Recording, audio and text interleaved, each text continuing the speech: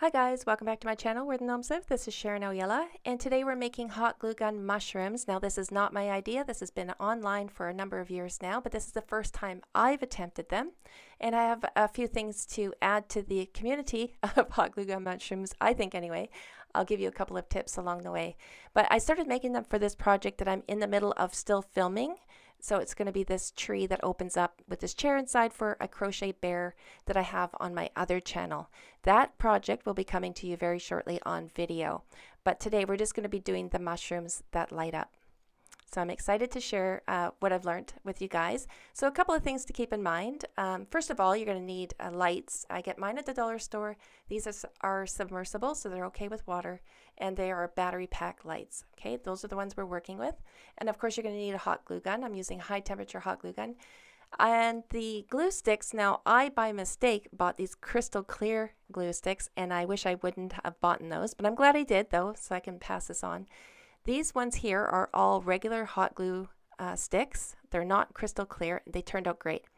The caps here are also not crystal clear, but I had run out and I went and grabbed the glue sticks and I bought those crystal clear ones. So now the stems are different color than the caps, which is fine, but I prefer them not to be crystal clear because you can see the wire inside them and stuff like that. So don't get crystal clear ones if you don't want to see the wire. And from what I've seen online, people using to put their mushrooms on, they'll use a real piece of wood where they drill holes into it, or they'll put the mushrooms around a mirror, and it looks so amazing. I encourage you to Google those and check those out. But I'm going to make my own wood out of cardboard and masking tape and paper towel. Okay, I'm going to show you how to do that in this video. Of course, if you've been following me for years, you already know how to do this method. Feel free to skip over that. You can use the pinned comment below, and there are detailed timestamps, and you can skip around the video as freely as you wish. And then you're going to need a surface to put the glue onto for the caps. I'm going to give you a couple of different options. So this is a baking tin. You can use that, or parchment paper. What I use in this video is a silicone mat. I got that at the dollar store as well. And I'm also going to try my ceramic tile countertop here. So I'm just going to put the glue on. It's very, very quickly. I'm not shaping anything. Just going to show you how well they come off. So we'll let that cool and we'll be right back. All right, so let's try the parchment paper, and that pops right off. And then the tin takes a little bit more effort, but it came off there pretty well. And my ceramic tile gave me a fight. So I would suggest parchment paper. And I didn't even know that until I just tried that for you guys right now. So I use this mat in the video, but next time I make them, I'll be using parchment paper myself. All right, guys, let's get started. On my table, I'm going to have a bowl of cold water and a bowl of hot water. It's hot, warm water from my hot water tap. And then my little marble here, this was, I made this in a previous project. This is a crystal ball I had made for a miniature witch. So I'm going to use this to shape my hot glue caps over. All right, I'll show you that as we get set up here. I'm going to preheat my glue gun for about 4 minutes. So I'm just going to set my timer and let that glue gun get nice and hot. Now I taped down my mat only because it had a wrinkle in it. So the first cap, I'm going to squeeze out about 3 pumps here. So my glue gun is now preheated. And then my second cap is about a pump and a half there. And then a small cap, 1 pump will do. Now I'm going to let these sit. Do not touch them because it'll just mess up your cap. I'm going to set this timer for about 3 minutes. And remember, this is going to vary from hot glue gun to hot glue gun. You got to play around with these times. So around 2 minutes, I'm going to pick up the smallest mushroom cap there. I'm just going to show you nice and flat. I'm going to stick it in the warm water so it doesn't stick to my fingers, but I don't want it to cool, right? So that's why I'm using the warm water. And then immediately shaping it over my marble. So I'm pressing down very firmly, shaping all the way around, and there we go. That first one is shaped. Now I can just set that aside. It's already cooled, so I'm not going to worry about dipping it in the cold water. Now the medium one there is about 2.5 minutes. Dip it in the warm water, and now quickly shape it over that marble. I'm pressing down nice and firm. And those of you paying attention to the timer, I'm just going to speed it up on my end here. And we got a nice shape there. I'm going to dip it in the cold water to get it to cool down completely before I set it aside. It doesn't take much, just a little dip will do. And then my third one here, it wasn't quite done. As you can see, I kind of messed it up. And this will happen to you as well, so that's why I say you have to play around with the times. I do try to save it here because it just had a little bit of a bump there. and it turned out okay. I could have used it, but I'm going to redo it and show you how it should look when we're done. All right, so I'm going to dry off this mat. You don't want any water on your mat when you pump the glue on because it'll just cause bubbles. So I'm going to try this again for a big one, squeezing 3 times. Now I'll set my timer. So there's 3 minutes. I'm going to let it go because I could see that that hot glue was still kind of cooling down. All right, so 3.5 minutes. I'm going to pick this up very carefully, and we got it that time. Okay, so I'm going to quickly put it in the warm water there, and now I'm going to shape this. So keep in mind, you are going to have to play around with the times because every glue gun is going to have a little bit of a different temperature, and I'm using a high temperature glue gun, remember? So continuing to shape. There we go. That is beautiful. There's no bubbles or anything there. So I'm going to dip it in the cold, get it to cool down, and set it aside. All right, guys, like I told you in the introduction, but in case you skipped over that, we're going to make a piece of fake wood out of cardboard and masking tape and paper towel. So on all the other hot glue gun mushrooms, I've seen them use real wood and they drill holes into the wood. But we don't need to do that. We can make fake wood. And I just split those masking tape piece there to make it easier to go around the corner. And I put the masking tape over the cardboard to keep the cardboard from getting soaking wet from the next step, which is paper towel that's going to be dipped in glue. This is a 2-ply paper towel. You want to tear down all 4 sides. And in here is Elmer's glue wall. You can also use Elmer's school glue. Dip it in there, fold the dry sides together, and then pull off the excess glue. Then open it up and get glue on the other side as well. So you want the piece to be saturated with the glue. Now we're just going to lay it over top and squish it up to make those beautiful bark lines and bark texture. So if you've been following me for a while, you know this method. I've been doing this for well over a decade now. We make our own wood over here. All right, so now we're going to get another piece. Same thing, saturated with the glue. And we're going to lay it over top, making sure to overlap that one seam. So you overlap it and then make sure to work it in so it becomes one piece. And of course we're overlapping in the back of the cardboard, so a little bit in the back. And there we go. Now we're ready to dry the piece, and I'm going to set it underneath the fan to help speed up that process. Once the piece is dry to the touch, you can go ahead and paint it. Now this glue is still wet underneath. I can see that because it's all white, but once it's dry to the touch, you can go ahead and paint. We're going to start with black paint first, and then we'll set it underneath the fan and let it dry. Once that's dry, the next step is burnt umber. Now we don't want to do a solid color of burnt umber. We want to just lightly brush this over because we want a little bit of that black to show from behind. So I'm not doing a solid coat. I want a bit of that black to show. And there we go. Now we're going to let that dry. Once that's dry, the next step is cinnamon brown. And again, we don't want a solid color of cinnamon brown. We're going to let a little bit of that burnt umber show from behind. So I'm just lightly brushing. Transferring quite a bit of that color over. Now once that's dry, the next step is like a beige, or this one's soft suede, but I can use beige as well. I'm not going to be dipping my brush into this paint. I'm using a chip brush. A feather brush would also work. I'm just lightly rubbing over the top of the bottle. As you can see, I just want to pick up a little bit of that tint and then just dry brush that on. And like magic, I love this step because it makes it come to life and just picks up the protruding parts of the paper towel and gives that highlight. And then we're going to take some black and we're just going to shadow out some of the dips and crevices here.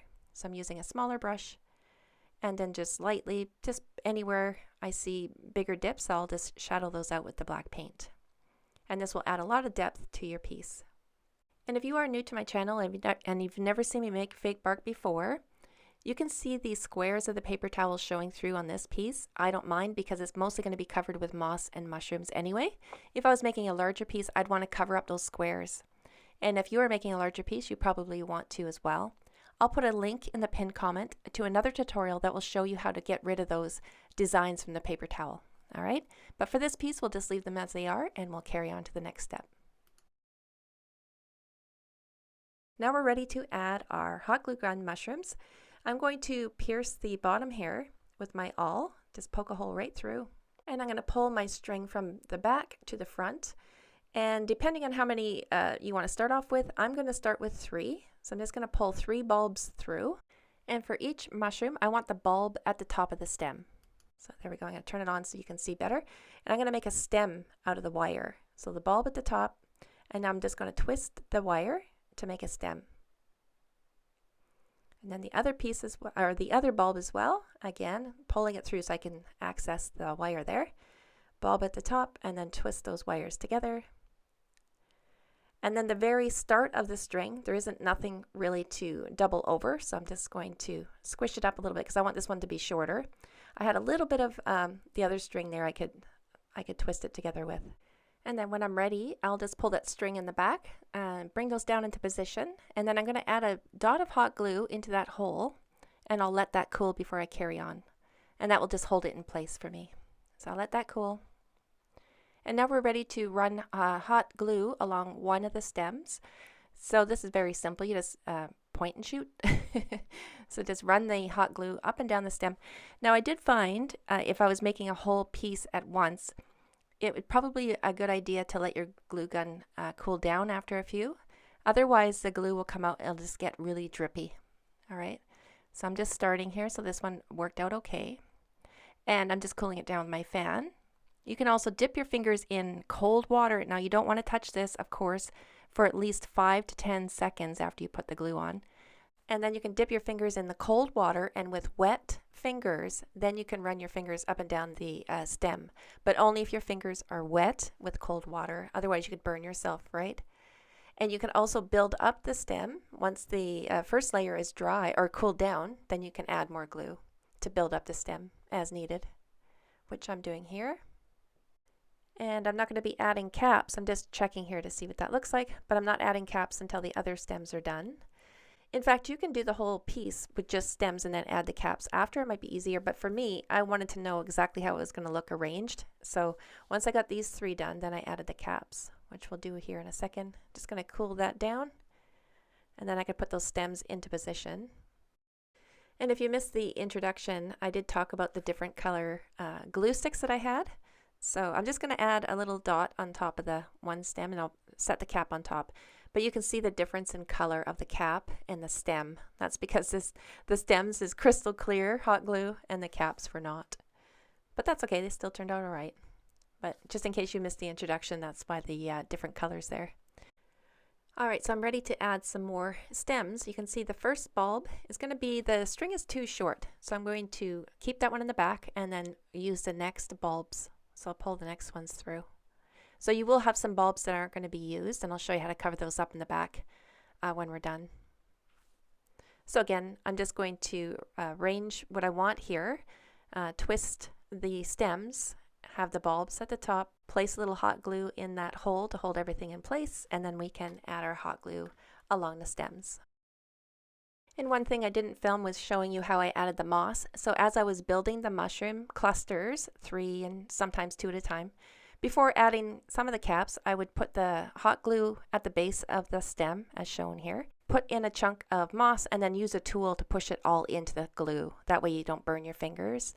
And it's also easier with the caps off, obviously, so you can get your fingers in there. Anyways, I wanted to stick a mushroom right in here in this cluster, but it would be difficult to work in, so I'm just going to pull the string out, and then I'm just going to run hot glue along the tip of it, so about 1 inch of that tip of the string there. And once it's cool, then I can bend the wire like this, and now I can pull the wire in the back and get that mushroom stem into position.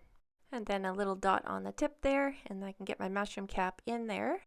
I'm going to add a few more to this piece after a bit, but I'm just going to show you what to do with the string. Now this chair that I'm making is going to sit in a box, and I'm not going to see this side at all, so it doesn't really matter. But if you have excess string like this, you can always cover it up with moss.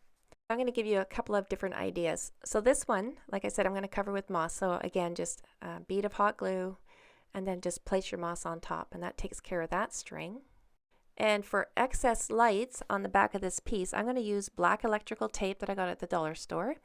And you can just sandwich the extra bulbs, the unused bulbs, in between that black tape, just like this. And that takes care of those extra bulbs that would be shining from behind.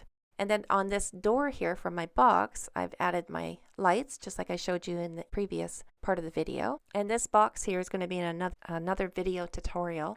So once I got my string pulled through and I did all my mushrooms around that window, I had these extra bulbs in the back. So what I did, this was before I had black electrical tape. I laid the strings down and then I put hot glue along the string. And then with my fingers dipped in cold water, I ran my finger along to flatten out the glue. So now the string is nice and flat, but I didn't have black tape, so I'm going to use black paint.